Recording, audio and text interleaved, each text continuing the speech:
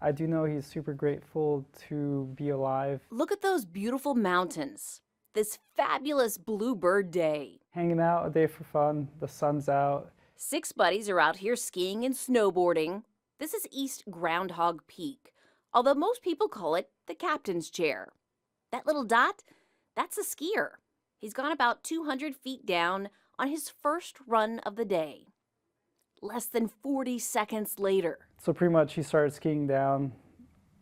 Probably 15, 20 seconds in, I hear a radio call like, hey, there's an avalanche. It was triggered about 4,000 feet up. He was sliding head first.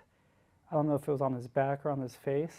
So they had to grab him, stop him, rotate him, and he was spitting quite a bit of blood. He bit his tongue. Raphael Pease is also on the mountain. He's a professional snowboarder and filmmaker. But most importantly, he's in charge. So what you do is you listen.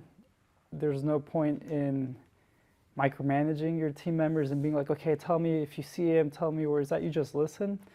And probably within 30 seconds of the word avalanche, I already had my board off.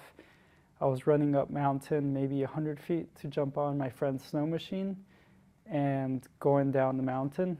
He didn't know what he'd find. You don't know if you're going to come to a burial site or, a dead body or someone who needs help. Fortunately,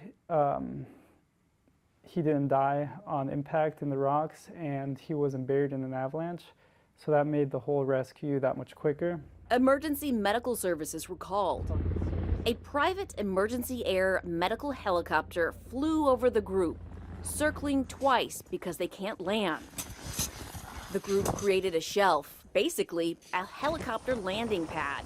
About 5 hours later, the rescue. He could have died if he had any worse injuries.